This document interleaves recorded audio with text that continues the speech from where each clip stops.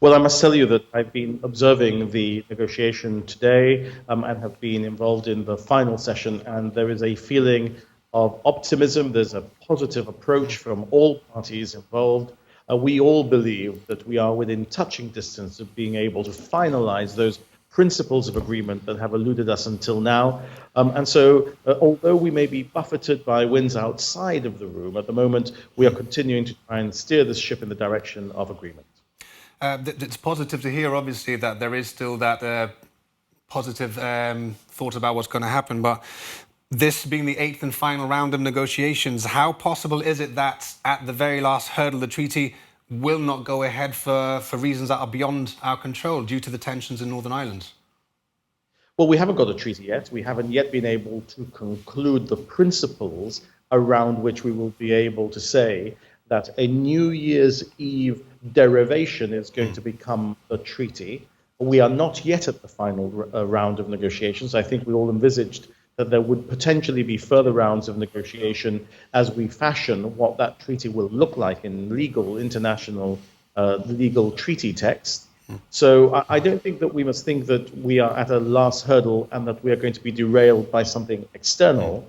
I think we have had the buffeting of international politics around us for the 6 or 9 months that we have been negotiating already.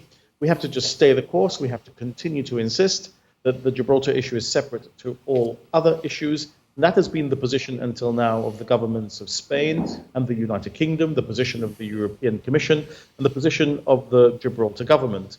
And we all have to, in my respectful submission, continue to take that approach. And deliver something positive to the people of Gibraltar and of the region around us, which I think is what we have spent so much time trying to do, that it would be really to let ourselves down, let alone everybody else, if we were to permit external factors to now not permit to get to the final hurdle, if we can get to the final hurdle on the matters that we are discussing. So do you believe there is a scenario in which this separation can be maintained if things go south given the Northern Ireland situation? Is there a way that we might still be able to come to a possible agreement exclusively for Gibraltar and the surrounding area? Well, I believe that the best evidence that that is possible is the fact that we are still at it today, in the sense that in the past, issues, not just the one that you've mentioned, but other issues have risen, which have created tensions between the United Kingdom and the European Union, or between other parties, including ourselves and Spain. Yet we've all had the maturity of knowing that this issue is overwhelmingly important to the people of Gibraltar and the people that others represent in the region. We've all believed it was important to continue the negotiation because there were long-term issues for all of us that we would resolve through this negotiation.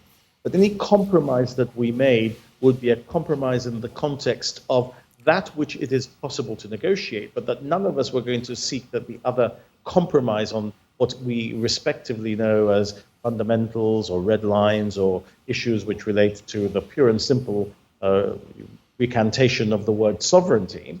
And so we've been able to avoid all of that until now, and I think that is the best evidence that we might be able to continue to do that.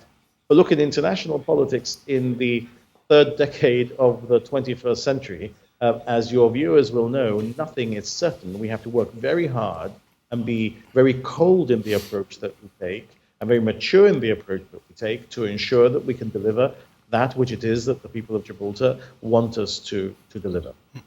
And again, another unknown factor perhaps, but would a halt to the talks, well, what would that mean for the current bridging measures, those that are currently in place? Would that mean that they're off the table? Well, I applaud the ingenuity of your question, but you will permit me to say that I have learned in the time that I have been in politics, let alone in government, not to venture into crystal ball gazing.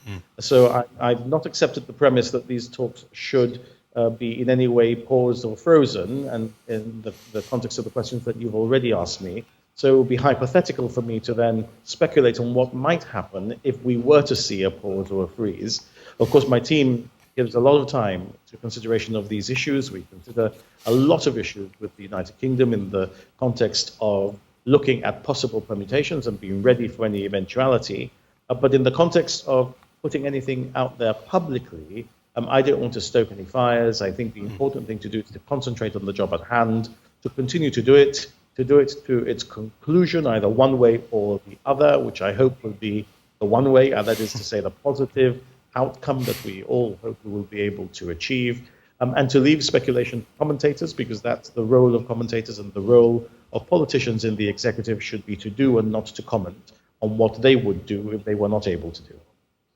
And finally, Chief Minister, you met with Liz Truss earlier today. Is there anything you can tell us and share, hopefully that good news you're hoping for, and perhaps most pressingly about the blue ID card holders? Well, I've raised the issue with the Foreign Secretary, who was fully seized of this matter and of all matters relating to the Gibraltar negotiation. She's taking a very keen interest. So is the Minister for Europe, James Cleverly, who was there with me. So was the Deputy Chief Minister. The Deputy Chief Minister and the Minister for Europe run the no negotiated outcome part of this negotiation. And the Foreign Secretary was, as I tell you, very informed of every aspect of this. We enjoyed a very detailed conversation on the issues that are in scope at the moment. And we will seek to do as much as we can in the context of resolving not just the issue that is affecting blue ID card holders, but hauliers, all of the issues that Brexit has caused and which are already manifesting itself and we have not been able to keep at bay, as well as at the same time ensuring that we remain on exactly the same page as Team Gibraltar UK in this negotiation, and as we try to ensure that we deliver the outcome that we have been working so hard to deliver for the past year and a half.